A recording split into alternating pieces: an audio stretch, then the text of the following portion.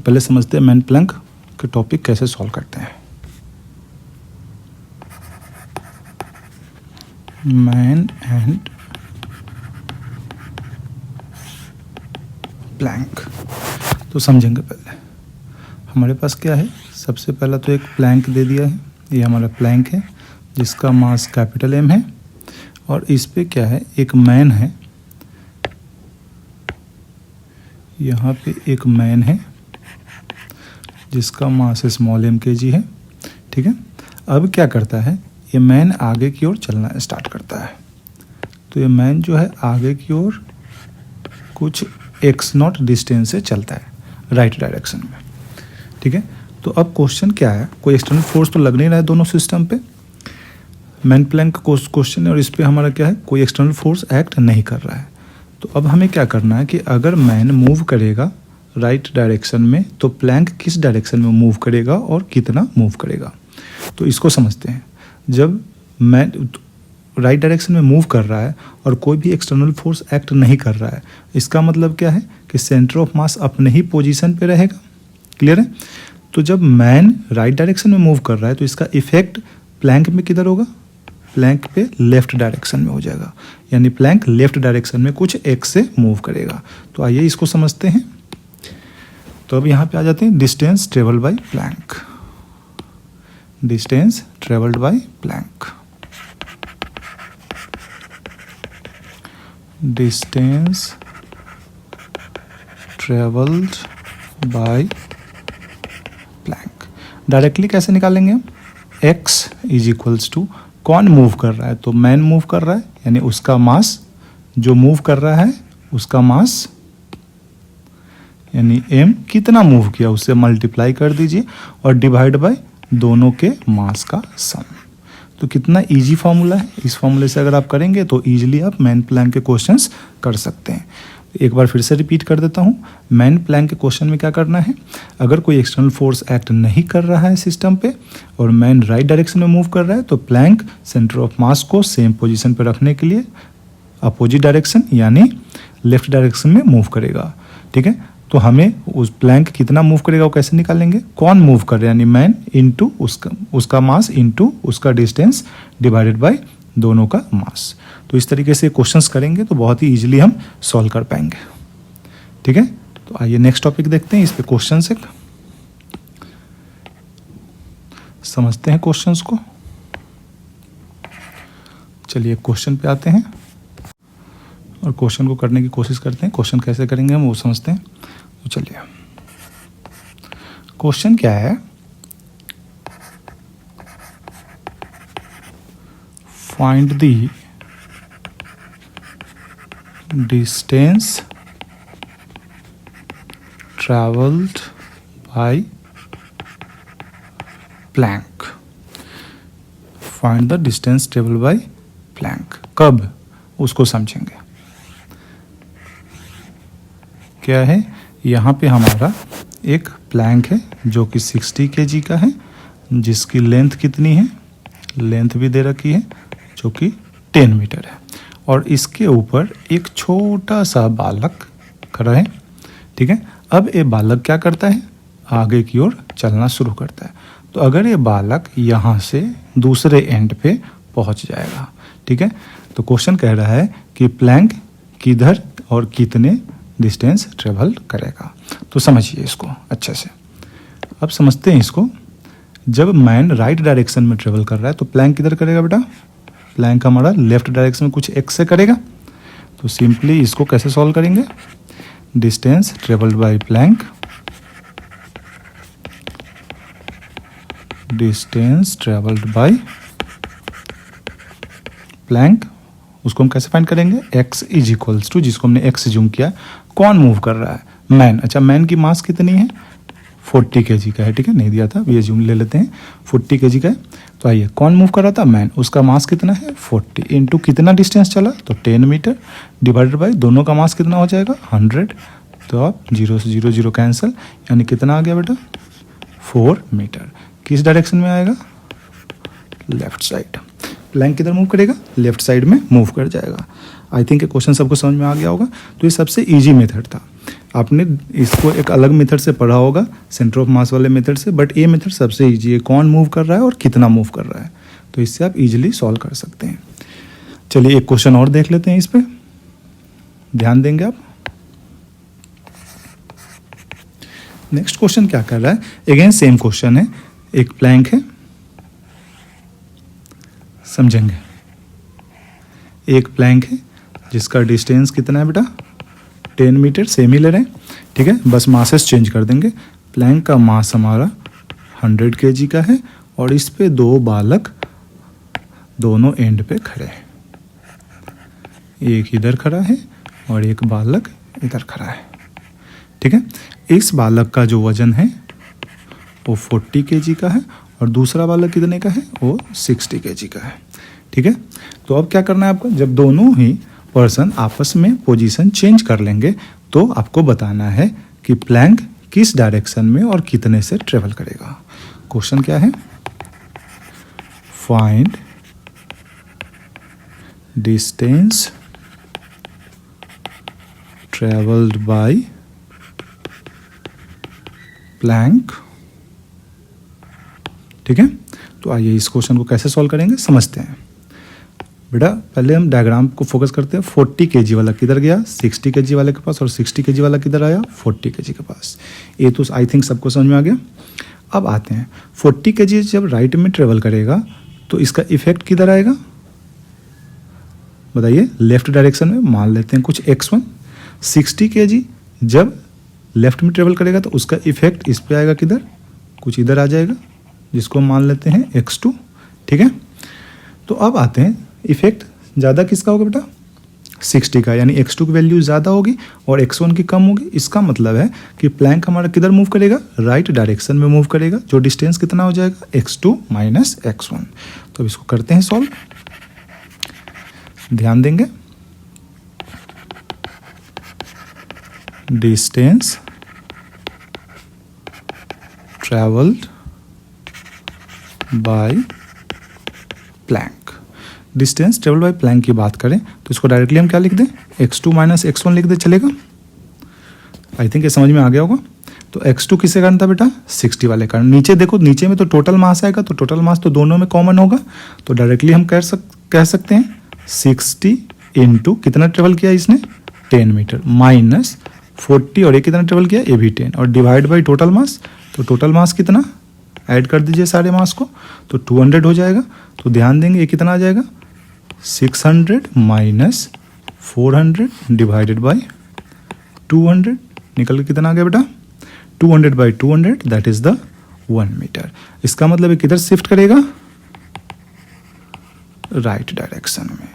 आई think ये question में clear है सबको, इसमें किसी को डाउट नहीं होना चाहिए। तो क्वेश्चन प्लैंक और मैन वाले क्वेश्चन बहुत ही सिंपल मेथड से सॉल्व करते हैं, और इसको कैसे करते हैं, कौन मूव कर रहा है इनटू कितने से मूव कर रहा है, यानी मास इनटू जितने से मूव कर रहा है उससे मल्टीप्लाई करिए और डिवाइड बाय टोटल डिस्टेंस। हाँ, ये एक चीज़ मस्ट होना चाहिए कि वो प्लैंक पे ही हो, प्लैंक से कूद नहीं गया हो। अगर कूद जाएगा तो फिर वो क्वेश्चन चेंज हो जाएगा, ठीक है। चलिए नेक्स्ट आते हैं, एक और क्वेश्चन लेते हैं, ध्यान देंगे आप। नेक्स्ट क्वेश्चन पे ध्यान देंगे। नेक्स्ट क्वेश्चन क्या कह रहा है, इस बार हम 3 पर्सन ले रहे हैं। क्या ले रहे हैं, 3 पर्सन।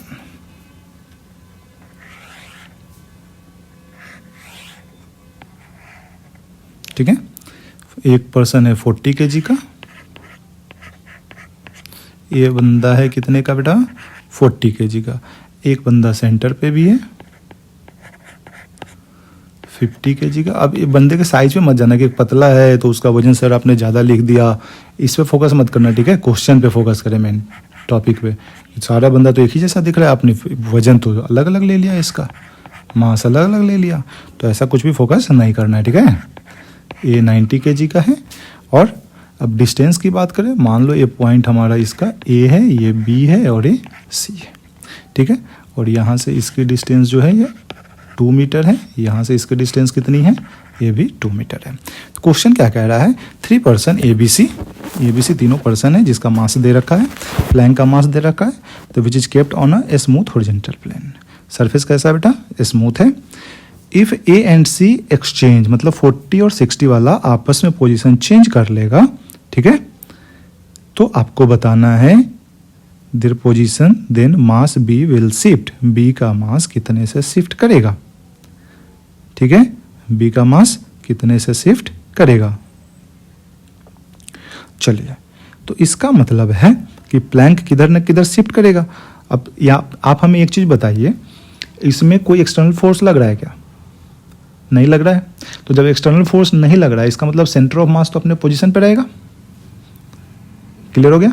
नेक्स्ट, अब जब सेंटर ऑफ मास अपने पोजीशन पे रहेगा तो 40 kg और 60 kg जो है आपस में अगर पोजीशन चेंज करता है तो प्लैंक को किधर न किधर नेट इफेक्ट जो होगा वो किधर न किधर तो शिफ्ट करेगा, ये तो क्लियर है। अब प्लैंक जितने से शिफ्ट करेगा उस प्लैंक में 50 kg वाला तो मूव ही नहीं कर रहा है। तो जब 50 kg वाला मूव नहीं कर रहा है तो प्लैंक अगर मान लीजिए कि x मीटर से शिफ्ट कर गया तो वो 50 kg वाला भी कितने से शिफ्ट कर जाएगा? x से ही शिफ्ट कर जाएगा। समझ में आ गया? तो चलिए अब इसको थोड़ा सा डिटेल में समझते हैं। क्वेश्चन क्या था वो हम एक बार मेंशन कर देते हैं। Find the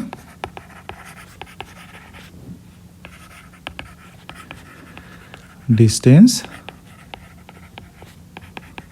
travelled by plank. कब? जब ए और सी पोजीशन आपस में चेंज कर लेंगे, ठीक है।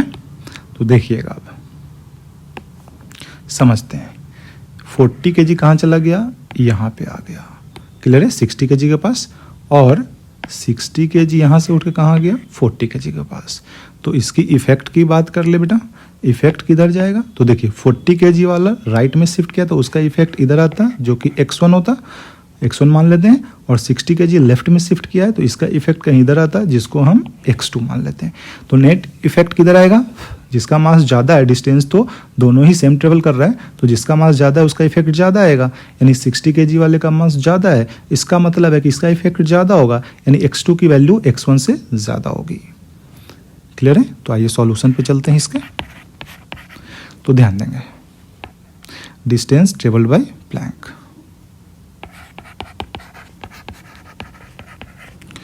डिस्टेंस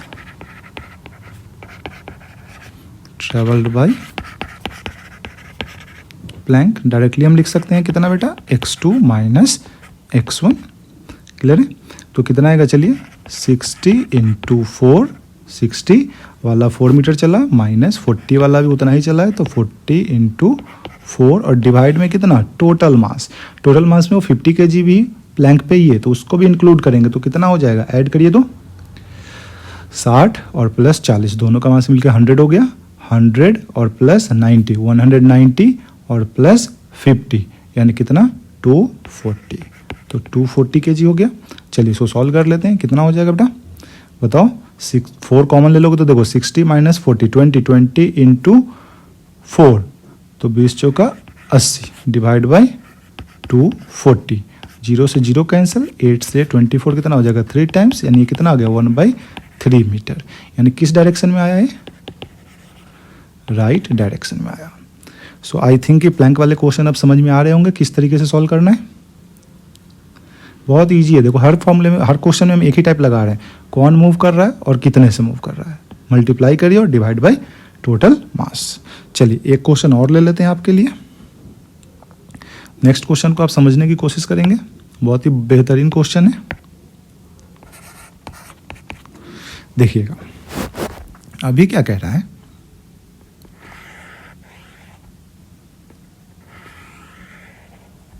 इस तरीके का एक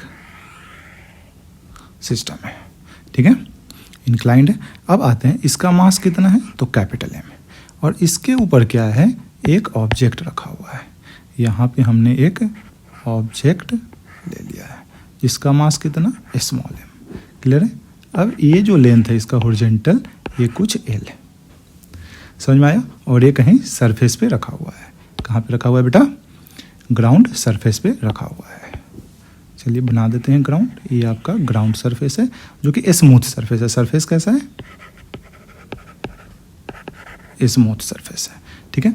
तो क्वेश्चन कह रहा है कि अगर मान लीजिए हम पॉइंट भी देते हैं, point A and point B, अगर ऑब्जेक्ट ब्लॉक जो है ए से बी पे मूव कर जाएगा तो आपको बताना है कि कि प्लैंक हॉरिजॉन्टल में कितना मूव करेगा। तो चलिए, if block move from A to B, then find horizontal distance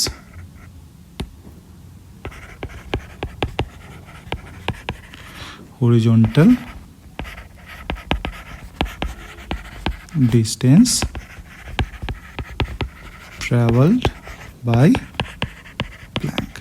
अब इस तरीके के क्वेश्चन में बहुत परेशानी होती है बच्चों को, यार वैसे वाले क्वेश्चन कैसे करेंगे। तो देखो कुछ भी नहीं करना है, बहुत ही सिंपल है। अभी जो फॉर्मूला हमने बताया था वही फॉर्मूला हमें अप्लाई करना है। देखिए, अगर हमारा जो ब्लॉक है स्मॉल mkg का वो A से B पे आएगा तो हॉरिजॉन्टल में वो कितना चलेगा, गौर से देखिए। तो हॉरिजॉन्टल में कितना चलेगा बताइए। हॉरिजॉन्टल में अगर देखें तो ये इस लाइन पे ही था, तो यहाँ से B पर गया है, यानी हॉरिजॉन्टल में वो कितना आ गया है L। वर्टिकल में तो गया ही है, लेकिन हॉरिजॉन्टल में कितना गया है L। तो इसका इफेक्ट हॉरिजॉन्टल में आएगा, तो हॉरिजॉन्टल में इसका इफेक्ट कितना आ जाएगा बेटा। तो हॉरिजॉन्टल में प्लैंक किधर मूव करेगा, इस डायरेक्शन में कहीं मूव करेगा। समझेंगे, A से B पे जा रहा है तो स्मॉल mkg का जो ब्लॉक है वो किस डायरेक्शन में जा रहा है, राइट डायरेक्शन में। तो उसका इफेक्ट प्लैंक में किधर आएगा, लेफ्ट डायरेक्शन में। बस इतनी सी बात थी। तो अब यहाँ पे आ जाएगा डिस्टेंस टेबल by plank, distance travelled by plank, जो कि हमने x माना है। तो x इज इक्वल्स टू कौन मूव कर रहा है, स्मॉल mkg वाला, इनटू कितने से मूव कर रहा है, तो L से, डिवाइड बाय क्या, टोटल मास, यानी दोनों का मास। अब बताइए कितना इजी था। आई थिंक बहुत इजी था ना। तो बार बार हम एक ही फॉर्मूला यूज़ कर रहे हैं, तो आई थिंक आपको भी समझ में आ जाएगा कि कैसे सॉल्व करना है। चलिए एक और क्वेश्चन ले लेते हैं प्लैंक वाले। आपको ऐसा होना चाहिए कि लगे कि हाँ यार ये टॉपिक बहुत ईजी था, अब तक समझ में नहीं आया लेकिन अब समझ में आ गया कि बहुत ईजी था। तो बस बात इतनी सी है कि आपको बस एक बढ़िया से समझाने वाला कोई हो तो आपको हर टॉपिक ईजी लगेगा। ठीक है बेटा, चलिए ध्यान दीजिएगा, ये बहुत ही बेहतरीन क्वेश्चन है। डायग्राम पे फोकस मत करना, डायग्राम हो सकता है थोड़ा गड़बड़ बन जाए हमसे, इट मे पॉसिबल। ठीक है, चलिए अब क्वेश्चन क्या कह रहा है। ये सर्कुलर प्लेटफॉर्म है, यहाँ पे एक स्मॉल mkg का ब्लॉक है। ठीक है, क्या है, स्मॉल mkg का ब्लॉक है। सरफेस कैसा है, स्मूथ। नेक्स्ट आते हैं, थोड़ा सा डायग्राम में और थोड़ा सा अच्छे से बनाते हैं। ये क्या है, इसका रेडियस r दे रखा है। ठीक है, ये पॉइंट A है और ये पॉइंट क्या है बेटा, B है। तो आपका कह रहा है जब स्मॉल mkg का जो मास है अगर वो हमारा A से B पे चला जाएगा तो हमारा प्लैंक जिसका मास कैपिटल M है वो हॉरिजॉन्टल डायरेक्शन में कितने से मूव करेगा। क्लियर है। और जो सरफेस पे रखा हुआ है, ये सरफेस कैसा है, सरफेस हमारा स्मूथ। क्लियर है। तो फाइंड, क्वेश्चन क्या है, find the distance travelled by plank. Very simple question, find the distance travelled by plank. कब, जब स्मॉल mkg का ब्लॉक A से B पे मूव कर जाएगा। तो चलिए इसका सॉल्यूशन देखते हैं, कैसे इसको सॉल्व करेंगे। तो सॉल्यूशन पे आप ध्यान देंगे। Simply distance travelled by plank. अच्छा अब बताइए बच्चा, A से B पे अगर हमारा स्मॉल mkg का ब्लॉक जा रहा है तो एक्चुअल में हमारा स्मॉल mkg का जो ब्लॉक है वो किधर मूव कर रहा है, A से B में गौर से देखो तो राइट डायरेक्शन में ही मूव कर रहा है ना, नहीं। तो इसका मतलब है कि हमारा प्लैंक किधर मूव करेगा, लेफ्ट डायरेक्शन में। मान लिया x से मूव करेगा तो उस x की वैल्यू कितनी हो जाएगी, कौन मूव किया, स्मॉल mkg, यानी उसका मास कितने से मूव किया, तो जो रेडियस है सर्कल का उतना ही मूव करेगा, r divide by total mass. हो गया आंसर। तो आई थिंक कि मैन और प्लैंक वाले क्वेश्चन सबको समझ में आ गया है। तो बेटा अगर समझ में आ गया हो तो आप आगे के वीडियो फॉलो करो, और अगर आपके पीछे के वीडियो मिस कर दिए हो तो उसको एक बार देख लें। बाकी मैं कल मॉर्निंग में नेक्स्ट इस चैप्टर का जो आपका कंजर्वेशन ऑफ मोमेंटम है उसको भी डालता हूँ, ठीक है। तो आप चैनल को सब्सक्राइब कर लो अगर आपको सीखना हो अच्छे से, तो आपको हर वीडियो टाइम टू टाइम मिलता रहेगा इस पर, ठीक है बेटा। तब मिलते हैं नेक्स्ट